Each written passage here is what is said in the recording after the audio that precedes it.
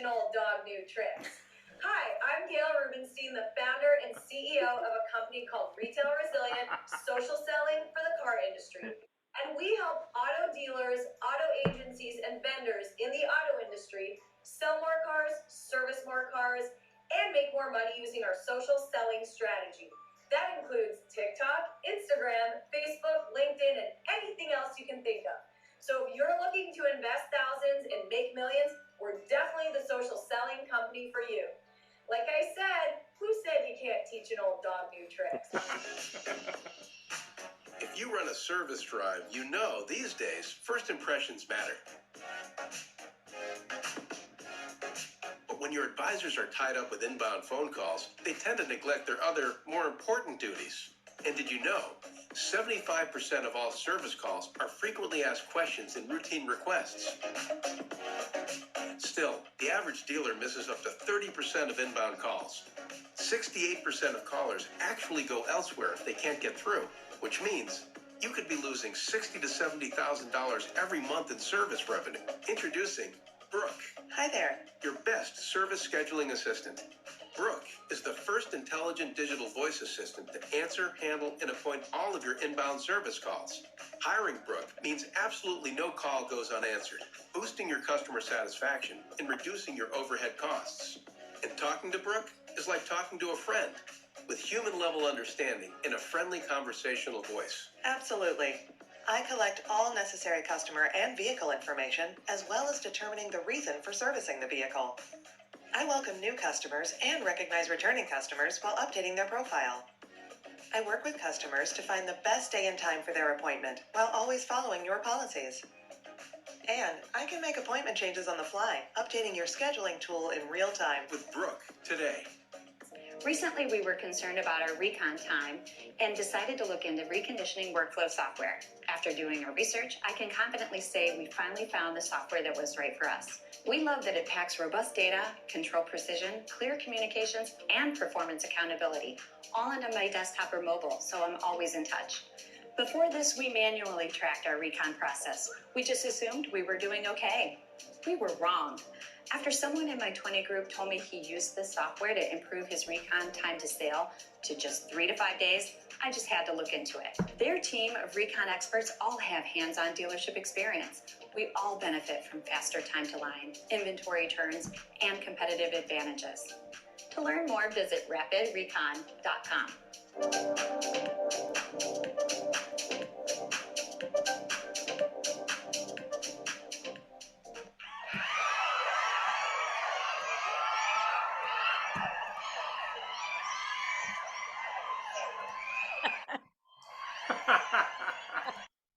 All righty. Good morning. And we're going to our wonderful slide deck. So 1 second. Go ahead, Jeff. Good morning, everybody, and thank you for joining us. And we can't do this without our beloved sponsors. And they help make things happen for us. And so please, we urge everybody to visit them and see them and Retail Resilient. If you ever get a chance, check out Gail's TikToks. They're a lot of fun now. Yeah. And and everybody else, Ian. Yeah, and excuse my typo there. I'm gonna have to fix that. Anyway, a few book recommendations based on the video today. I was really talking about the future of the car business. I know there's a lot of change, so I felt it made sense to really talk about technology and the automotive industry. And there's a couple books, 2030 by Mauro Gillen, Deep Tech by Eric Redmond, and The Future is Faster Than You Think by Peter Diamond. Go ahead with our disclaimer. Our famous disclaimer we have to put in there, which covers our butt, which is the views and opinions of those of disclaimed today are those of our guests and not necessarily of the AutoHub show, or Ian Nethercott or Jeff Polo. And we will continue on. Thanks, Jeff. So the AutoHub show is here. Today is the Tech and After Sales show, and we're here to connect dealers with some of the best experts in the industry. And our mission statement is to basically let everybody connect, let them know what's going on, and not promote our services, although we're pretty awesome, but to promote something that's going on for out there, to give them a good chance to pick up on some of the greatest things that we're finding out these days. And our show today is about after sales and tech, and where's it taken us? And considering of tech, we got some great people joining us today as guests. First of all, somebody who needs no introduction to the AutoHub audience is Troy Glenn, the Director of Sales of Western Canada. In the US, that would be Southern California. CDK Global from Vancouver, BC. Hi, Troy. Troy, thanks for joining us. Tell us a bit about yourself. Hey, everybody. Topic. Well, thanks for having me. As usual, guys, always nice to be back. Yeah, as far as the topic today, I mean, after sales technology is a space that I live in every single day. I'm excited to talk about this, especially, you know, all the challenges that the automotive industry is facing and the brighter light that it's shining on after sales at this point with it. So I don't want to blow up anyone's spot and start talking about that stuff, but I'm excited to talk about it more soon. Fantastic. Thank you. And of course, Stephen Granger joining us from Austin, Texas. Howdy, y'all. And and he's the founder and CEO of Recall Rabbit, which when you talk tech and after sales, wow, what a great thing that is. Stephen, say hi. Tell us a little bit more about you and your company. Good morning. Excited to be on the call. Again, my name is Stephen Granger. I'm the founder of Recall Rabbit. I've been in the space for over 20 years now, which hurts sometimes when I say that out loud, and done a lot of different things inside dealerships. I've been a manager of a 7-store group on the digital side of things, so have some perspective inside the store, what it's like to work at a dealership, and then as well as what we're doing now and helping dealers identify recalls and getting them in and getting them fixed. So excited to be on the call. Terrific. We're excited to have you. And I have to say that recalls, wow, talk about low-hanging fruit for selling stuff to people in the back end, like, whew. And I'm sure you run into this fact that so many people go, when you talk about recalls. And yes. And every week we have our beloved platinum sponsor joining us, Gail Rubenstein from Retail Resilient. And when you talk tech in the automotive industry, she's covering almost it all. Pretty soon she can teach people how to connect to Recall Rabbit. Ian, take it away. Yeah. Can a dealer succeed in after sales today without new technology? Why or why not? So let's start with Troy. I think, you know, the technology that's out there, when you say new technology, and I don't know if that was part of the question or not necessarily, but there's a lot of great technology that's out there. And I know, Ian, you lived in that space for a time. I'm in it now. Obviously, Steven's in it. There's good technology out there that's now in its second and third and fourth generation of its iterations and is getting better and better. As far as can they succeed without it, it all depends on the kind of dealership. And why I say that is, if you're the only GM store in your town, let's say something in rural Saskatchewan or North Dakota, you're probably fine. But if you're competing in a major metropolitan area, like say here in Vancouver, where you're a 10-minute drive, or in some cases like out in Langley, you're across the street from the same OEM, you absolutely need to use technology to get that business and maximize on it. I mean, the critical part today is if there's a lack of inventory of cars to sell and there's a lack of staff to help you sell those cars or fix those cars or upsell those extra lines in the ROs, then you absolutely need to lean on technology to replace those humans in some cases. Fantastic. Great answer. Steven, what do you think? Yes, I'm going to say that because I sell technology. But I think the question makes me think about a previous life I had. I worked for Carfax and I handled large dealer groups. And one of the top 5 groups in the country I had an interesting conversation with them at one point. They were looking at two different vendors for something other than what we did. And he had half the stores that they had out of 200 had one vendor, half the stores had the other vendor. And of course, each vendor was trying to get the other half. And he said something to me that I thought really stuck with me. And he said, part of us changing means retraining everybody. So I'm going to have to be down for 6 months on whichever half I choose to switch to. And so I think, yes, you need technology, but I also think the human element engaging with that technology is just as important. And, what Troy said about replacing the people that you maybe not have in the dealership anymore. Yes, but it has to be effective at doing that. And it's only as good as the people that are utilizing the software, right? It's like, just like we've all been in the space for long enough. I mean, if you are efficient at what you do, technology makes you more efficient and better at it. If you're inefficient and not good, yeah, it's going to help a little bit, but it still depends on the people running it. So.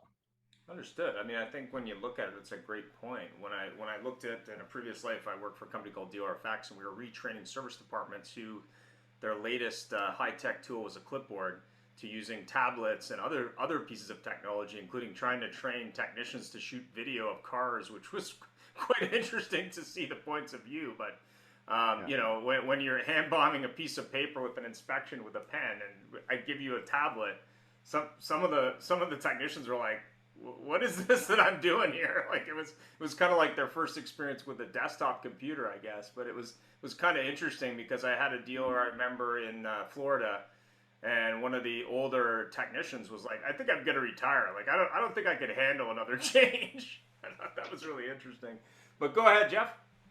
Actually, it was very interesting, Troy. You brought up something when you were talking there, and also one of the people in the opening video, and kind of brought out the fact between rural and urban dealers.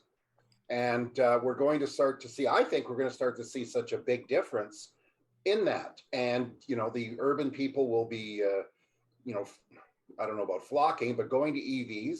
And the rural people, when you're out literally in Nowheresville, Texas, which I don't know if there still is anymore with all the people that are there. And, your EV pickup, all of a sudden you forgot to plug it in, or you have your electrical, whatever it is, 500 miles away, shuts down. What are you going to do? So I think the gas and EV thing is an issue. That being said, rural, urban, other than your products, and I mean, a little tough to say that with CDK because frankly, you guys got a few products. But other than your products, and of course, Retail Rabbit, Stephen, what is the one technology, in your opinion, a dealer cannot do without in after sales and fixed ops, etc.? Yeah. I would say, and I think Troy touched on it too, the lack of inventory. I can't imagine somebody not using some sort of data mining tool for acquisitions, right? Something that helps them identify what other customer, like Auto Alert or Red Hat or whatever those other companies are. I think if I was in a store, I can't imagine not figuring out how to use technology more effectively to get cars right now. Yeah. And what about what about in the back end? Yeah, I think on the service side, what we've seen a huge sea change and increases texting and the ability to text. And I think the underlying thing of all of this, I was thinking about earlier in the earlier question, is we've started doing a lot of kind of data mining of DMS data. And I'm shocked. I guess I shouldn't be shocked when I say that, but like how bad the data is for the customer. Like how many emails are clearly made up because someone's like, oh, they didn't want to give me their email. And it kind of goes back to my point of training. I think people need to be trained of the importance of collecting that data and making sure it's the correct data for the betterment of them and their job and everybody in the dealership. Because if they don't have the right information in the systems, they're not going to work properly. So I would say, to answer your question, texting and the ability to have a good communication path with customers using technology. Interesting that you brought up that thing about email. I can't even register to get a 10% off coupon. Oh God, I don't want to say this, at Bed Bath and Beyond. If my email is out by one letter, yet we have dealers for years have been sending stuff to Joe Smith at gma1l.com. And they still have it on there when there's no such thing. So that's a very good point. Oh yeah, I mean, but I think a lot of that, Jeff, is the word track. You know, so you obviously want to know about incentives and changes and recalls. Obviously, to talk about Steven there, you'd want to know about that, or would you just not want to know about it? Like, I'm happy to like take your email or not, but most of my customers want to know about discounts and want to know if there's a recall in a vehicle. Is that you or your email is? Yeah. Like, how and that's what I mean, the process internally inside a dealership, making them understand how important making sure they have valid data, not just making up an email address or whatever, or phone number. Like, that's the other thing, you know, like our system and any texting tool will identify whether it's a mobile or a landline, or if it's legal to text. And if you're putting in the wrong information, you could be risking, you know, your dealership and litigation. Oh, you mean as we talked about on the show, dumb shit dealers do. Hey. No swearing in the AutoHub show. Go ahead. Well, yeah, it's very true. And we actually had come across somebody at one point in time that they had software that they were teaching salespeople when they met the customer, they immediately entered them into their phone and their data, and it went out to social media, to their email, to their text and everything. And it never worked because I think they crumbled a lot later, but that's just bad management. But at least you get the right information.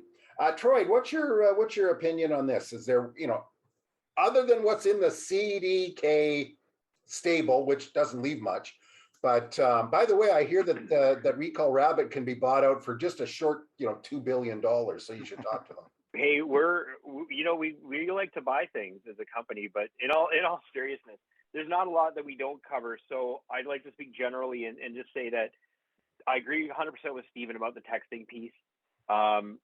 You need to be able to communicate with all your customers in the most rapid way possible. That's huge.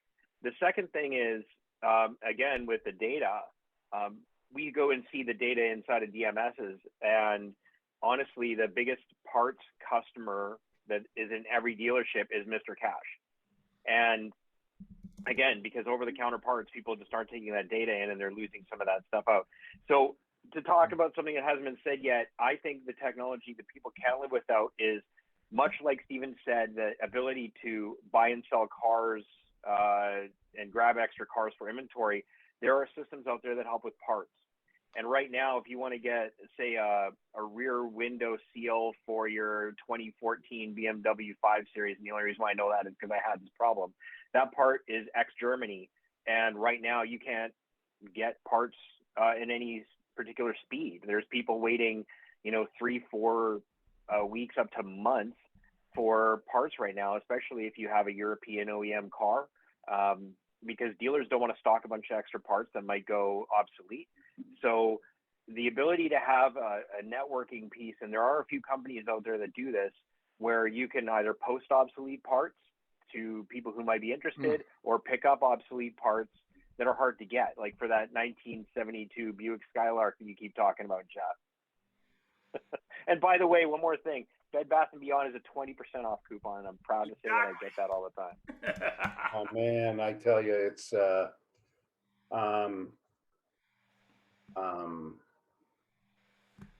yeah. That is so annoying because they never leave you alone. Whenever my wife asks me to check something on her email and I take a look, she's got like 82,000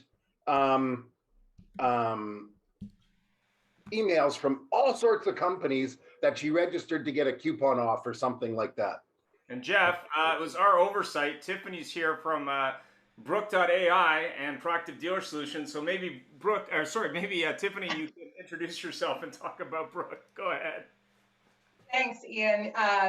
Yeah, I thought for a second maybe no one could see me over here, but I appreciate you guys introducing me and for having me today. And don't worry, people call me Brooke all the time, so I know that can be very confusing, but I'm happy to be here. So thanks for having me. Yeah, been a proactive for just under 10 years now, and I love this topic today, and I'm super excited to be here talking about it because that's tech and after sales is why we created Brooke.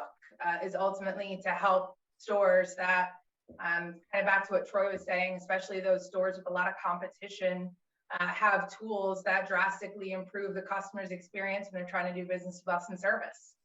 And so, yeah, super excited to be here and be a part of the conversation. So from a point of view of technology, and just to be 100% transparent, I worked for Procter Dealer Solutions years ago when we were training call centers, and I'm sure you still do a little bit of that.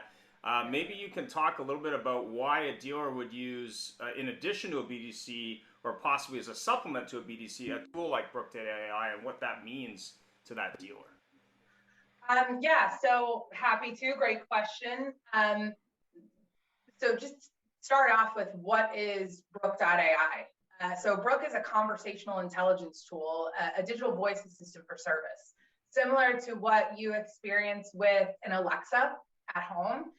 Brooke can answer inbound calls, have an intelligent, human-like conversation with customers, and ultimately schedule appointments that are booked directly into that dealer's scheduling tool and or DMS. So we're capturing customers' information, we're connecting them and allowing them to self-serve, capturing their information, answering some questions, or ultimately scheduling appointments for them.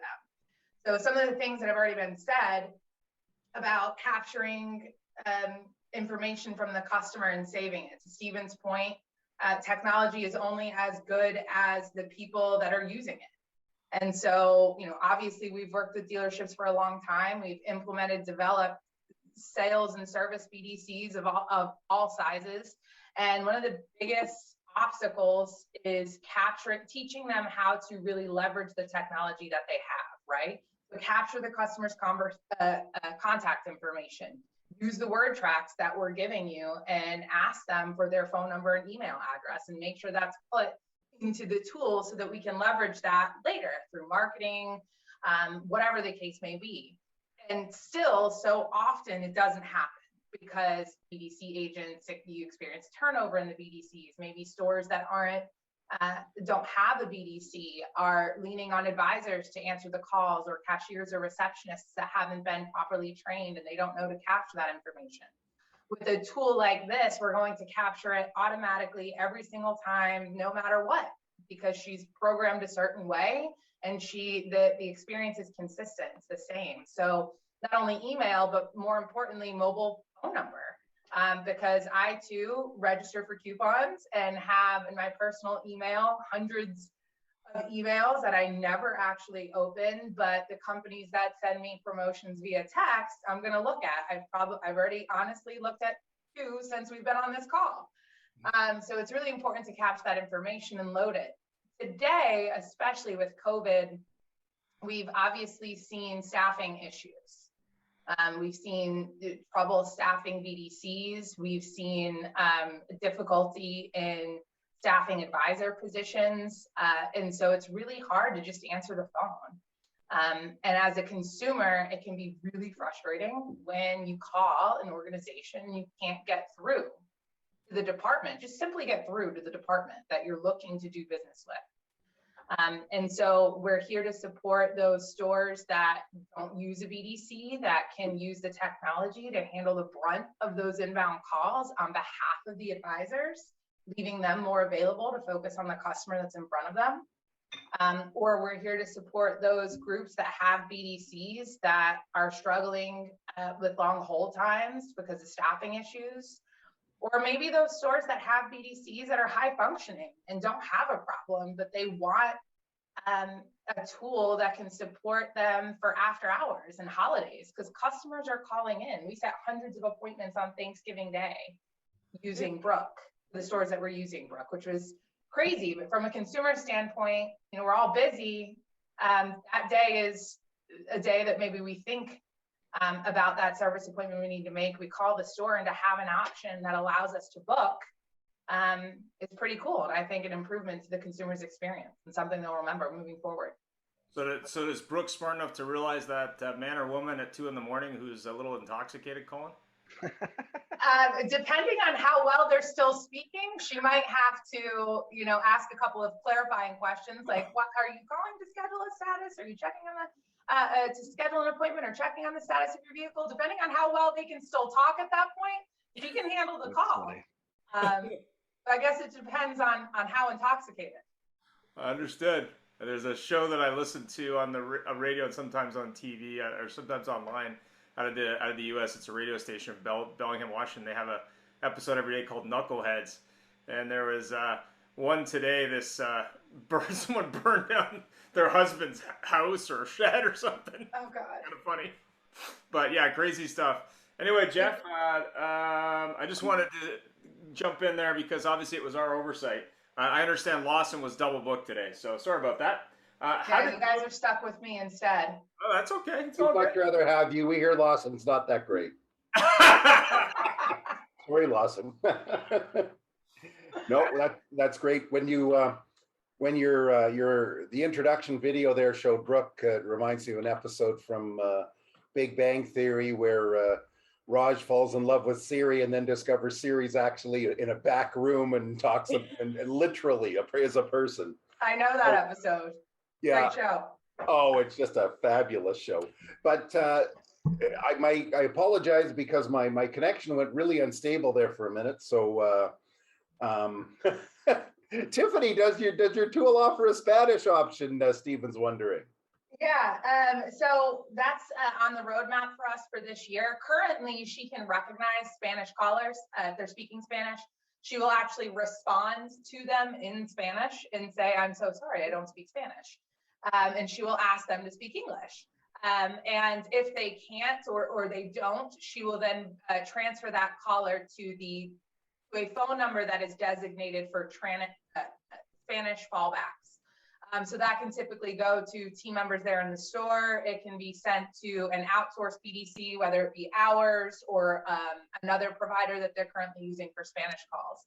The majority, we find though, because we have a lot of dealers in Southern Texas, Southern Florida, California, that have high volume of Spanish callers. And we find that the majority of them, when asked, do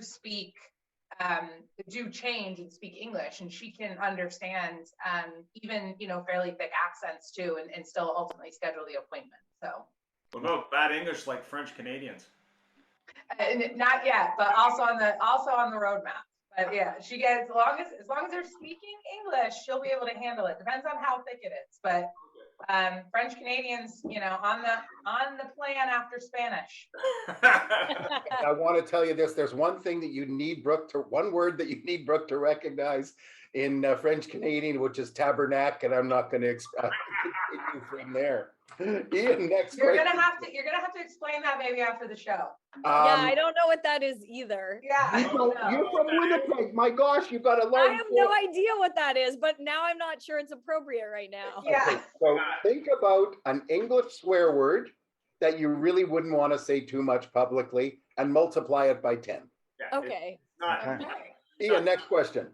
How do dealers manage all the stuff they have?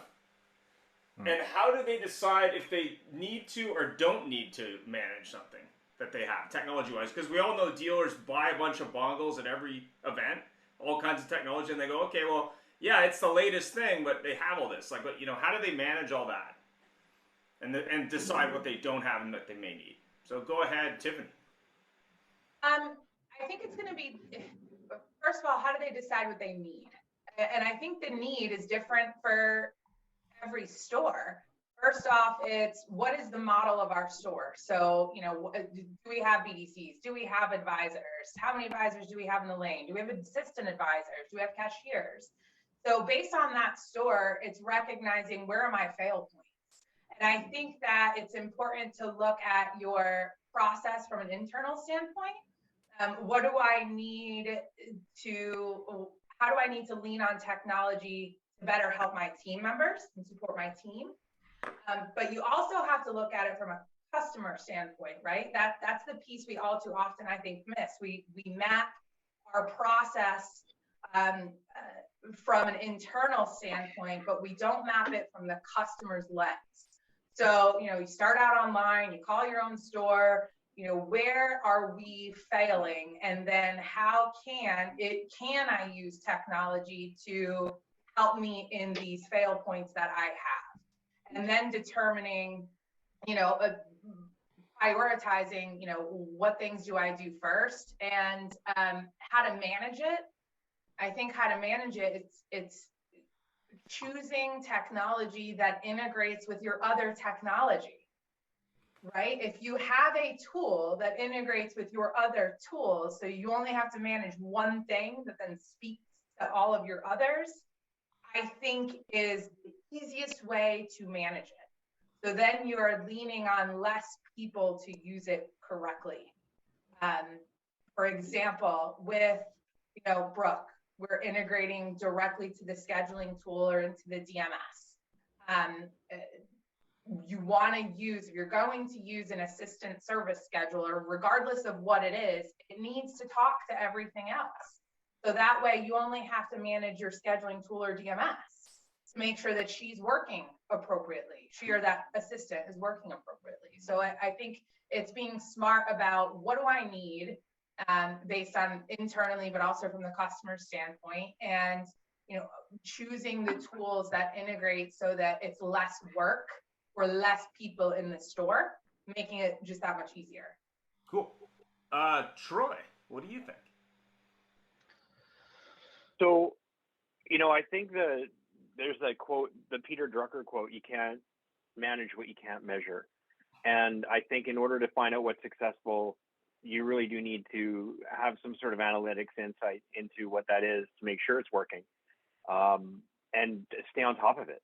If the system that you're looking at has a dashboarding of some sort, you have to be on top of it. And a lot of dealerships get caught up in the moment and they're like, well, I'm so busy, I'm not going to manage this. But it's got to be that consistent piece, that on top of consistent training. Like whatever system you get, you can't just dump it and run. And Ian, with DealerFX and ourselves with our system, you can't have a massive change in the workflow, dump it on the staff, and like Jeff said, people that they'll rather just quit. And so if people don't continuously adopt it to the point where it's part of their culture, it is going to end up getting kicked out.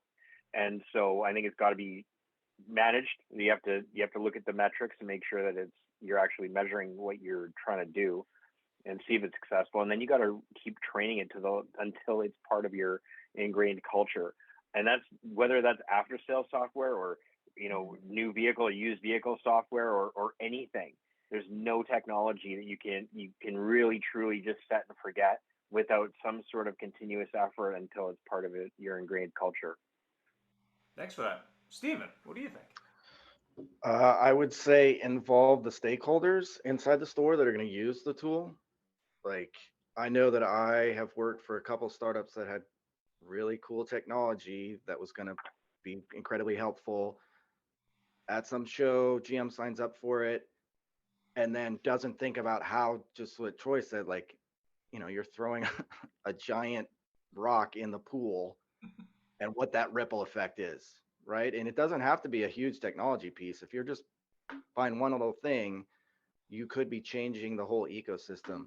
And so I think if you're at a store, I would say, I've started seeing this at a couple of the groups we work with. They actually have somebody that's their whole job is to deal with vendors, and not just deal with vendors to, do the Heisman, but to actually learn so that they can bring new technologies to the owner, the dealer principal, or GMs with some sort of context of how good, bad, indifferent, what it's like.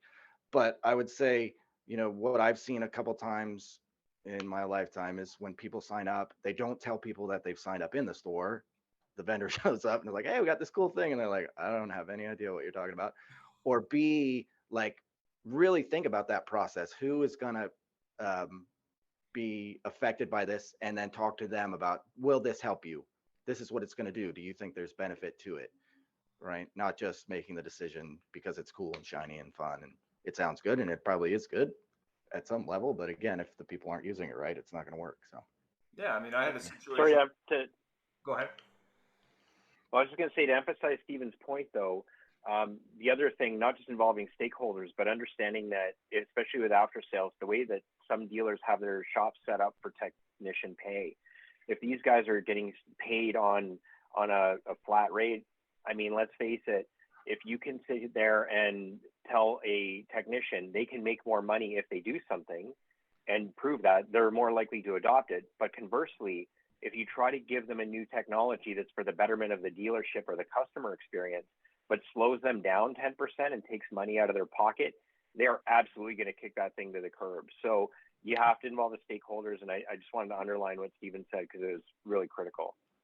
Yeah, I mean, the thing that was interesting as I was working with service drive personnel was that the reason they didn't like the tool is they felt they were recommending service that just wasn't being presented. So when we explained to them that really they knew whether it was even being presented to customers, that was a big deal for them, because they were confident that it was being done. Before, it was like, oh, I filled out this recommendation, then it just sort of went in a trash can. So that a lot of it was just a lack of communication between the different people, even in the service side of the business of that store, which was quite interesting. But go ahead, Jeff. Well, it's very interesting what you mentioned there, Stephen, as well, is the fact that many times they go to these shows, and shows are now starting to ramp up, of course, with the NADA coming up next month. And GM or dealer principal signs up at the cocktail reception or the many parties later, and then they come back and they don't even remember that they signed up for it. And or that they already have two products that already do it. Exactly. Yeah. And in the old days of the car business, you went into the back closet and you saw all this stuff on the wall covered in dust over the years that somebody bought. And of course, this question came up because nobody really knows what's there, because who does a really deep dive into the annals of their storage systems to see how many things that they actually have. So it's a very interesting challenge. Gail, what's your opinion on this? Surprise. No, that's okay. I am actually in the process of leveraging technology to drive a substantial amount of sales in our business. So I think it's really important that you use technology. I mean, you don't need to. I think you can run most businesses and do things in old school manners, but in the world we live in today, if you want the revenue to come in, you need to leverage technology, whether it's in service sales or even what we do, in order to drive sales. It's just the way the world works, and it creates better communication. It's easier for the consumer, right? Because consumers look at content and they consume content through technology, right? That's the only way that they consume content and how they do things. And so you really need to find some of those new technologies that'll drive your business for you. Well, yeah, there was a great example from the Super Bowl ads. The one for, I think it was Coinbase. The whole ad was just a QR code dancing around the screen. There was no other content generated. So it was a very low cost to run the ad, but supposedly the uptake was massive because of the amount of people using mobile phones when they're watching on whatever screen they're watching. So it was really interesting to see a very low-tech ad, which was basically just different colored QR codes moving around like Pac-Man. It was really interesting. But go ahead, Jeff. Thanks, Gil.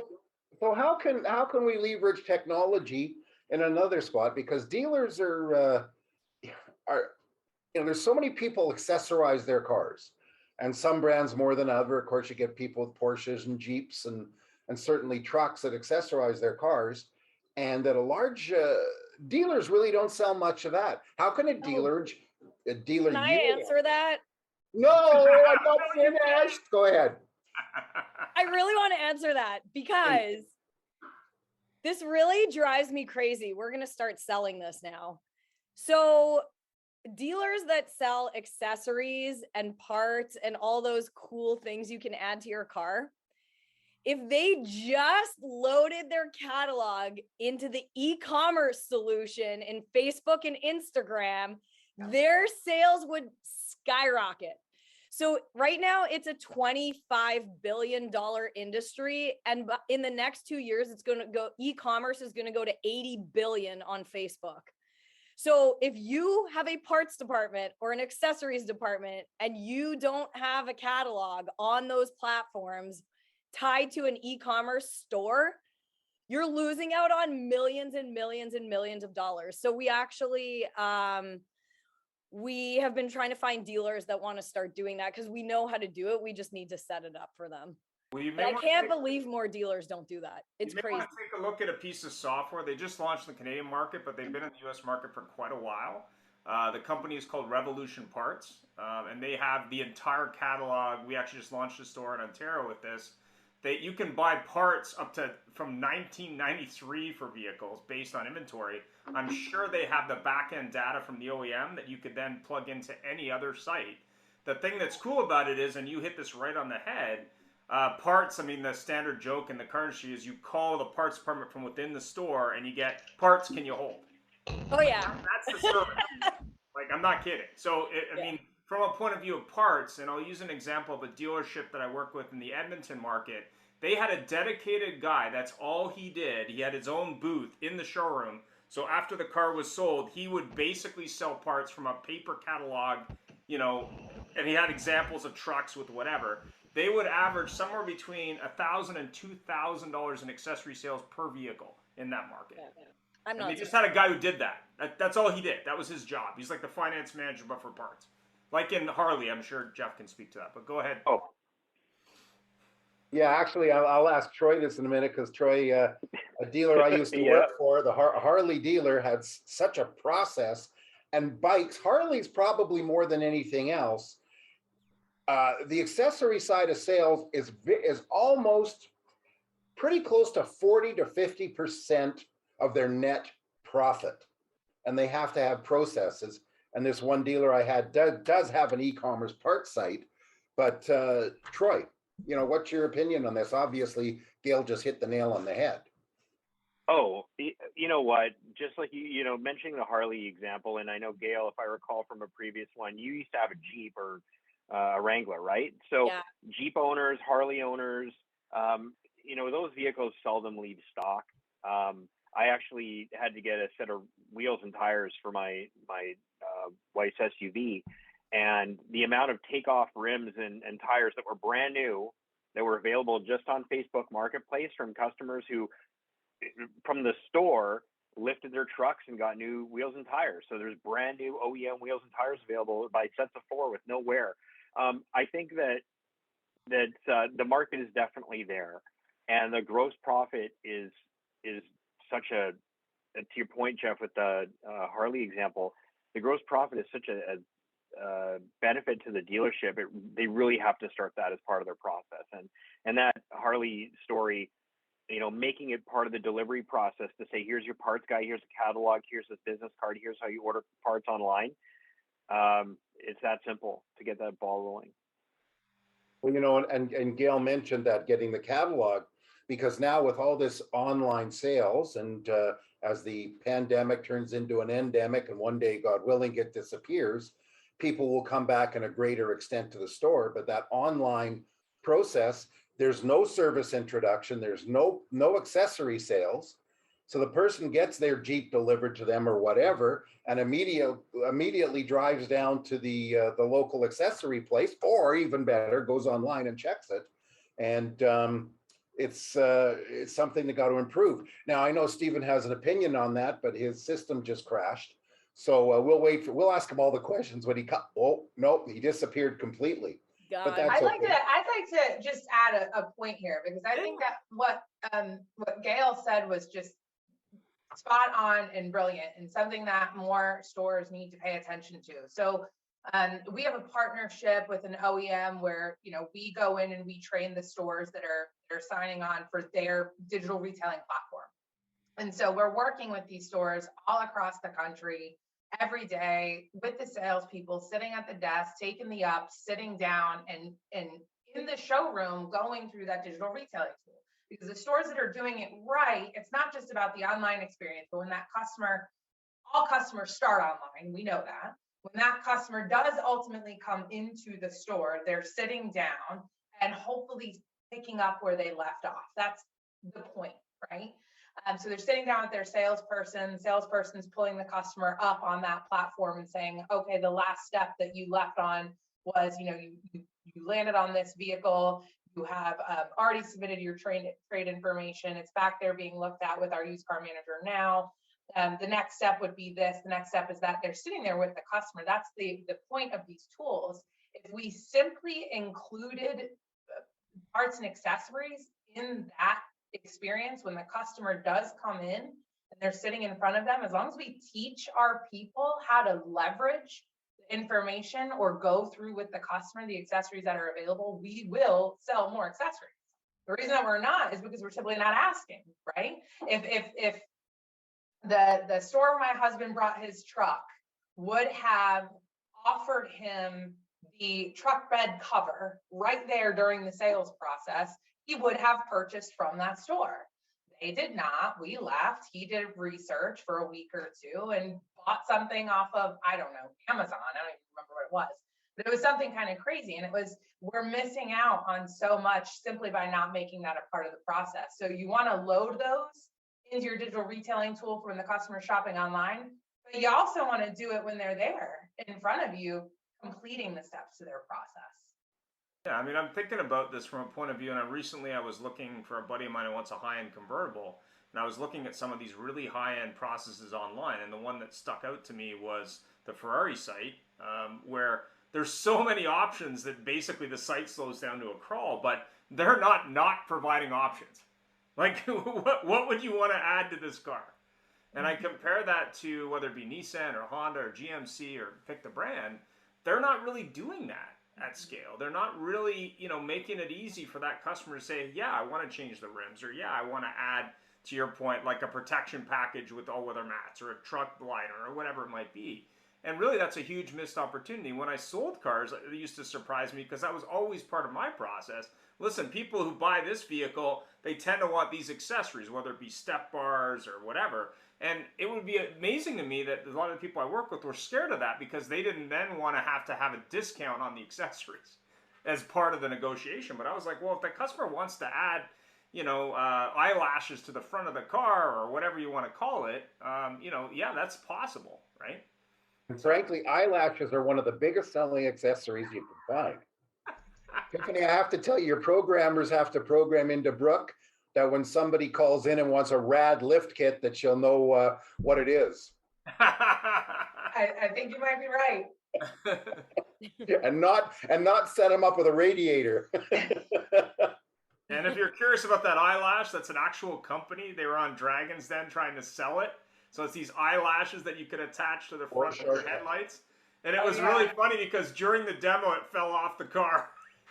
Aww. But go ahead, Jeff. It's my turn, I think.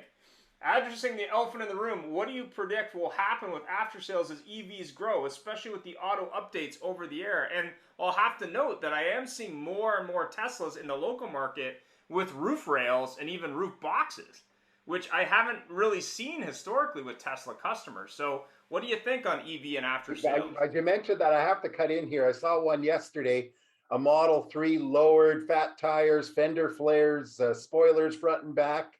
So somebody's jumping in there and it ain't Tesla.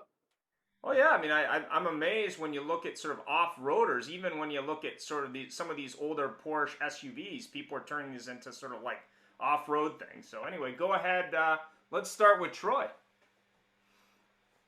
I think that if we look at the adoption of the EV market, is that even if it's in its best iteration, they're still selling ICE cars now. Those cars are lasting longer than ever. There will be a need for a traditional, mechanic alongside the EV. So if anything, instead of just having a service model that you have to adapt and eventually morph into an EV model, you're going to have two running side by side for a long time. And so if a vehicle that's sold today lasts, 15 years, we're talking about no rush to get rid of that model. I think that that's going to be just another you know, like in the case of Tesla, you know, you're just buying a battery pack, so now you're selling parts and a little bit of labor versus selling a lot of labor and a little bit of parts. I still think the model will be the same for, you know, at least the generation that we're all still going to be in the automotive industry anyway. Thanks for that. Tiffany? Yeah, I totally agree with Troy. I think I agree that that's going to be the case. I also see a lot more Teslas on the road. I have some in-laws that are in auto that I never thought would drive Teslas that do. So I think we need to prepare for the future, but I don't think the future is going to be, isn't as close as maybe some might predict, right? So I think we need to prepare for more people buying those types of vehicles. But I think it's going to be a long time where we're running side by side. Interesting. Gail, you want to comment? Since we lost the recall rabbit? Are you saying just with like strictly electric vehicles or hybrids? I think electric vehicles and hybrids, I think they're very competitive. Like I was talking on the show, I think it was last week, about the plug-in EV / hybrid Ferrari for $1 million. I have a hybrid plug-in Wrangler, and this is the first time they made it, and I bought it. And I like it. I mean, I barely use gas, which is amazing because I just bop around town and I plug my car in. But I will tell you this, my electric bill has skyrocketed. So it's like pay for gas or pay for electric. It's the same thing on my hybrid. I don't think there's a difference. I'm still spending the same amount of money. But in regards to accessories, it's the same thing, right? So the same stuff you can buy for hybrid Wrangler, you could buy for a gas Wrangler. Like there's no, I mean, if that was the question in the beginning, there's no limitation. You can still buy that crazy grill that looks like an angry boy or something. You can still buy everything. You can deck it out the same way. You can put like all the things on it. There was really no difference. Oh, okay. Interesting. As soon as you put a lift kit, 35-inch knobby tires on it, your electric range drops down to like 5 miles. Right, probably. But yeah, no, as far as I know, I haven't, when I asked the dealer, they told me there really was no difference. Interesting. So from a point of view of, as we move towards that, say, hybrid / gas / combination, and I think the Deloitte video was talking a little bit about that, about how you're going to have ICE engines in rural environments for a long time because of infrastructure, and then maybe gas electric in cities, probably more on the electric side, but maybe a little less as you see the government's trying to figure out how to tax those vehicles, because as gas drops off, they're going to have to figure that out. You know, what do you think that's going to look like, Tiffany? I'm sorry, I dropped sound for a second there. No worries. So do you think, as we see, let's just say 50% electric and 50% gasoline? I mean, obviously in Charlotte, you know, there's probably not a lot of electric infrastructure. I mean, how do you see that looking at sales and after sales? Like, what do you think?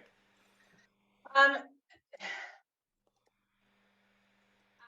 don't really know what to expect. I mean, I think that right now, when you consider EV in cities, especially looking at like Charlotte is what I'm used to. So there's not a lot of people driving around here driving electric vehicles. There's nowhere to charge except for the IKEA. And so I'm not sure it's going to have an impact on us for a while. So I don't really know what to expect. I mean, that's kind of the best answer I have for you right now. No problem. Well, we will be having an EV show a little later in the year. We're going to hopefully corral some OEMs of various types, and I'm hoping to get the guy from Damon Motorcycles on. It's an AI motorcycle, which is kind of interesting, electric. But anyway, Jeff, we're almost out of time, so any final thoughts? Well, I have a couple final thoughts. We should get some software engineers and raise some money to do software updates on EVs, such as sounds like the Millennial Falcon or something like that, or an X-Wing fighter as you drive by in your Tesla. You know, that would be pretty good. And I'm also very sad that Stephen dropped off, because I was going to mention to him that we have a good friend of the show that's an EV person, deep EV, and they were offended that somebody called an update from Tesla a recall. and I wanted to ask Stephen's opinion on recalls on EVs. But Did you hear about the fart noise that's been banned on Teslas? Can you imagine that coming up to a light, having it farting? But anyways, thank you all for attending. We appreciate it. Tiffany, I apologize for as I'm flailing myself on my sword here. As we progress more and more and more into the non-live show world, we're been too used to guests there. So thank you for being here. We really appreciate it. Thank you so much for your input, especially at the last minute blinded. So thank you. Yeah, Troy, no as problem. always, Thanks for having me. Thank you.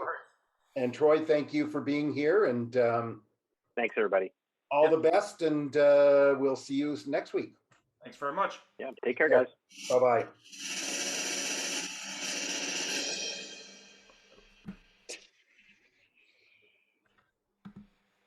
There we go. We're out.